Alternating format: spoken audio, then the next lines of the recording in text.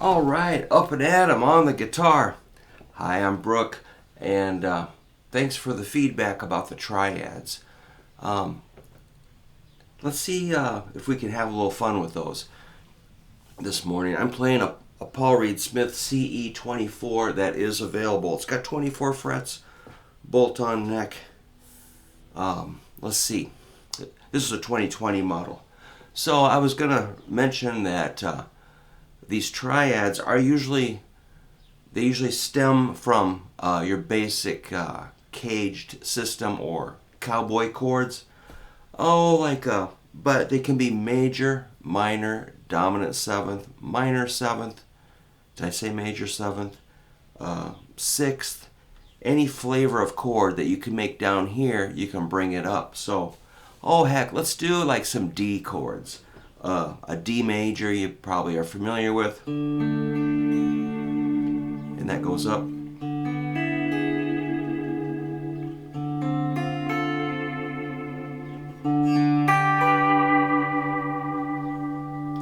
And so forth. And you can remember the D suspended.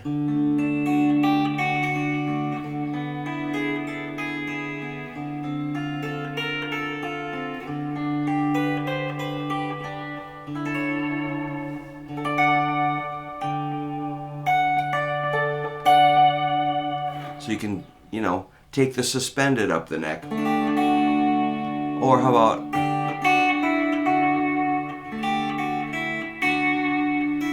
where you drop off your middle finger, make it a D2 major, D sus2 suspended second, or add 9. I always get those mixed up. I don't really care. So if you take that up here to E,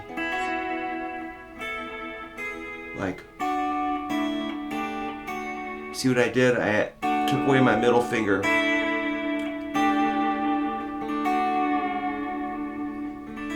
Now, when you come up here, it's a little more complicated because you have to compensate for the nut.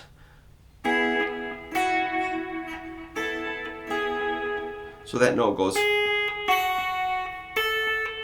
on the first string. Well, you keep that together, but you might have to kind of go for my middle finger here goes from first string to third string.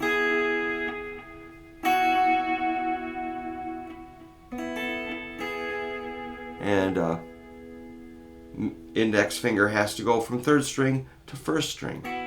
So that crisscross.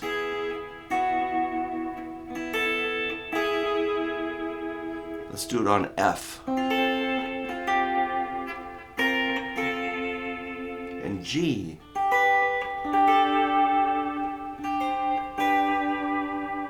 And A. Oops.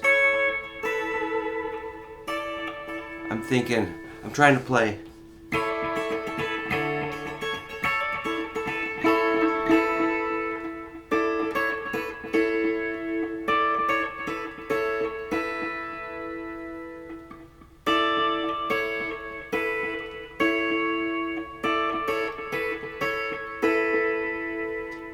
I played it, I got hired to play guitar in a church for 12 years.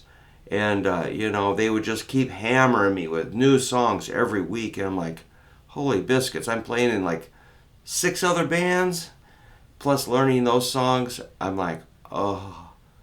But, I would just get up. I'd learn the song the best I could with what time I had. I would show up and we'd run the song before the service. And then you read the chart and, let's say it says play an A. I'm up there going.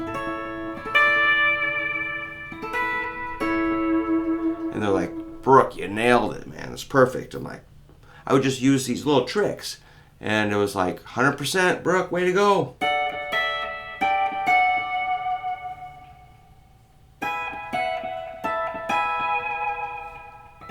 Oops.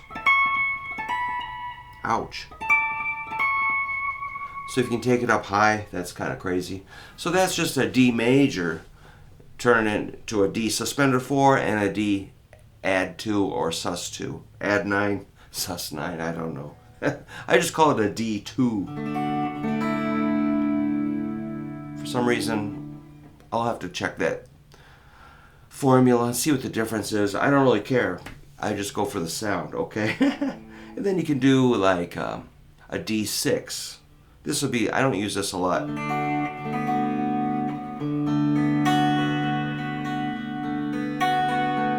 A D6 would be just taking off your ring finger. I really don't use that a lot.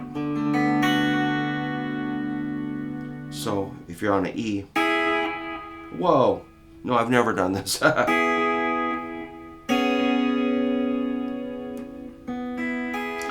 right, let's forget that. How about a D7? I think we've covered, but let's check it out. That's a little more common. That's pretty great, man. Let's say we're doing, I did a lot of blues in G lately. Then you hook it into another, you know, an F shape. Triads, man. Here's C. And D.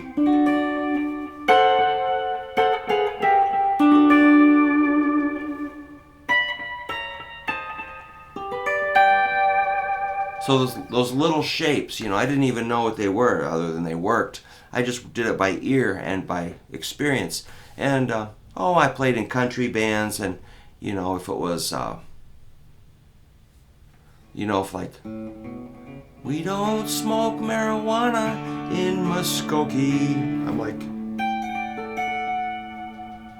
we don't take our trips on LSD. We don't let our hair grow long and shaggy, like the freaks out in San Francisco do. We don't make a party out of love. Anyway, oh my God, it was hysterical. I joined country bands just to kind of drive myself crazy, and I wanted some professional experience, but I knew I didn't belong there, but I did it anyway. So you know, I would say yes to anything. That's what kept me going with, you know, I had no sense of, that's not appropriate. I'm like, I'll play it, I'll do it. Well, there's D shape. Let's see. We covered the minor, I think, which could be really fun. You could, you know, D minor, right? You can take off your index, get a D, that D2 thing, and the D suspended 4. Pretty cool. If we do it in E and F, possibility G minor. Cool. That sounds like Pink Floyd or something.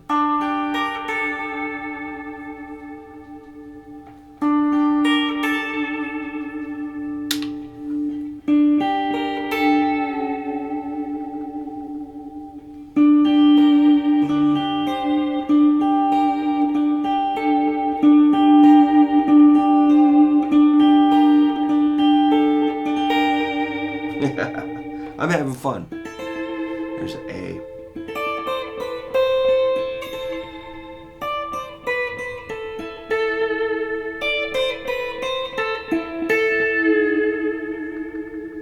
That's a minor. You could do minor 7. You know D minor 7? That'd be like a root. Minor 3rd, 5th, and a flatted 7. Oops. Got buzzy.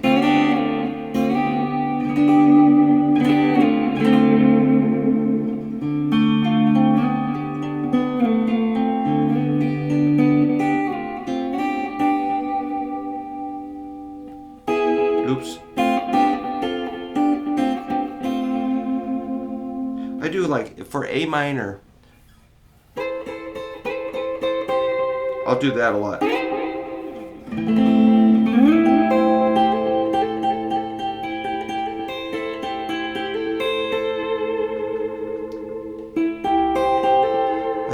cool move. I'm just doing that minor 7 up here, like a 8, 8, 9.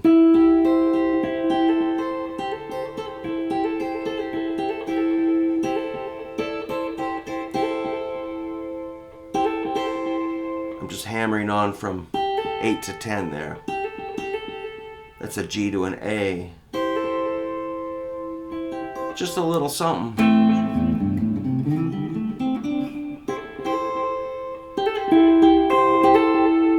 Man, triads are gonna make everything cool for us. Uh-oh, just figured something out.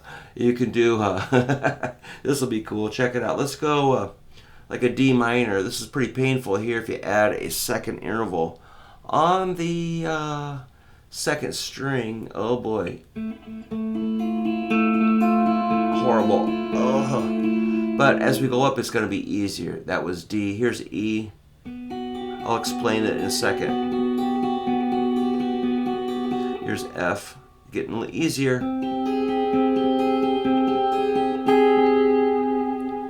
And a G.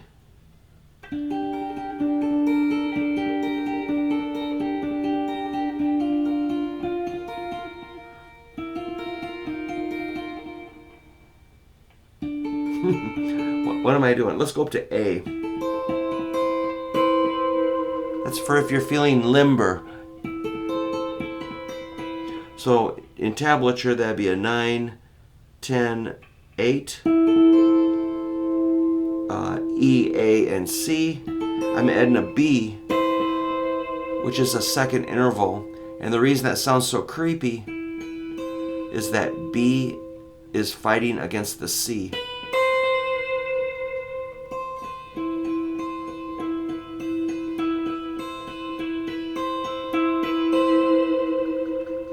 Cool.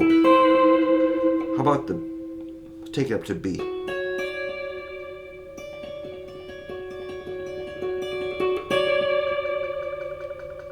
Yeah, man, if you want that eerie quality, that'd be like a D minor add 9 or D minor sus2. You know how I feel about those.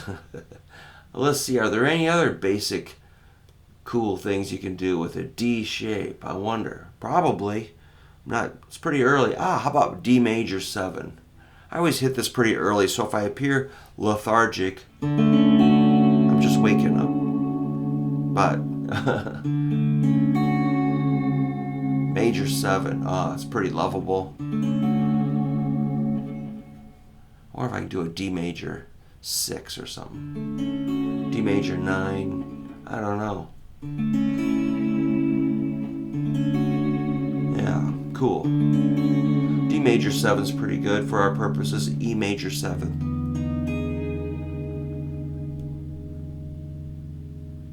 F major 7. It's kind of a based on this or this.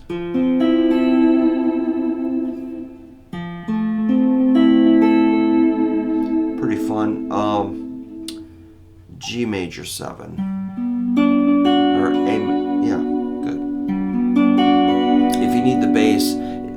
So the weird thing about D shapes is they intersect with C shapes. Here's a C shape. You got this little triangle here, or a D shape here, which you can call it a D shape or a C shape, but it still has this 7, 8, 7, or so they all overlap. That's one thing. Kind of, it might disturb you or make you happy. I don't know. It's just the way it is. But if you don't need a root, just don't worry about it. So that would be a G major 7, A major 7. Take advantage of the open A string. B major 7.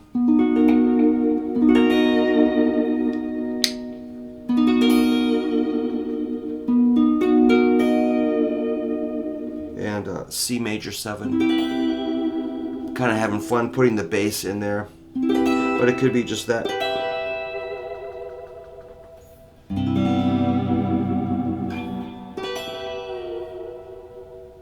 And the D major 7.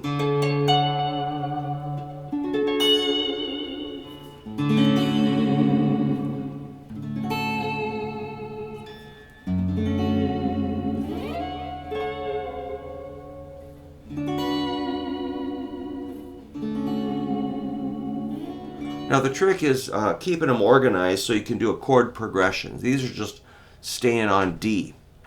You know, if it goes from, say, like D minor to A minor, it's not horrible. Well, let's see.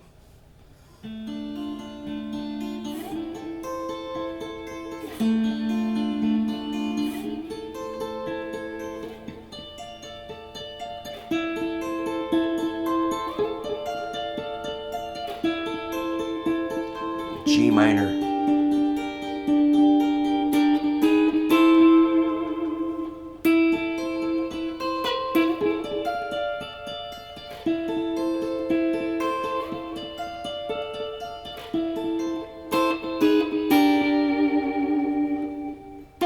Oops. Ow!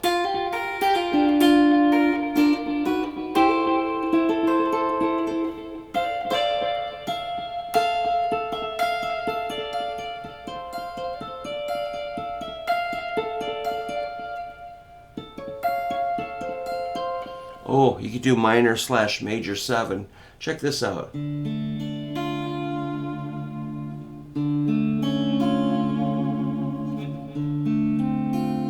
maybe a D minor 6. I'm going to talk about why I'm making these little mistakes, but not right now.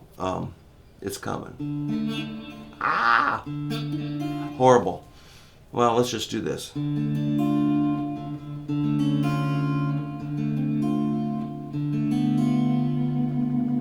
That would be like...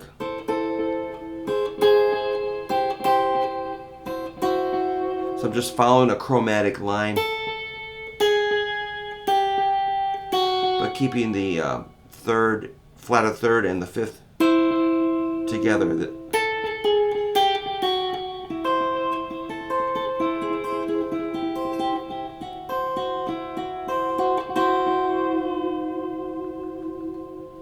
That's a little tricky. It's that figure's found in a lot of Beatles songs, or like Stairway to Heaven. That descending line.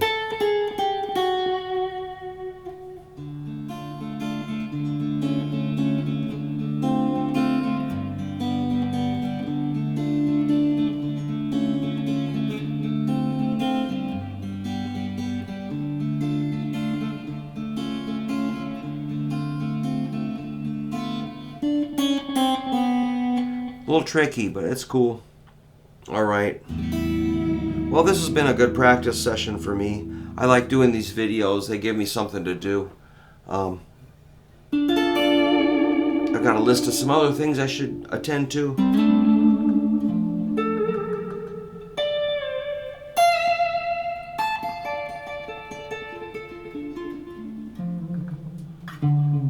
Hey, this guitar is for sale.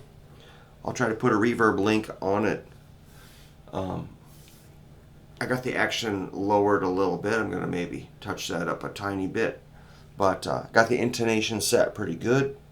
It's basically flawless and ready to go. I got a pretty good price on it. So anyhow, this is Brook Hoover saying thank you for subscribing. Give me a little thumbs up. Comments are great. I love hearing them. I get up every day and check them. And I'm excited to hear from you. Okay, let's get practicing.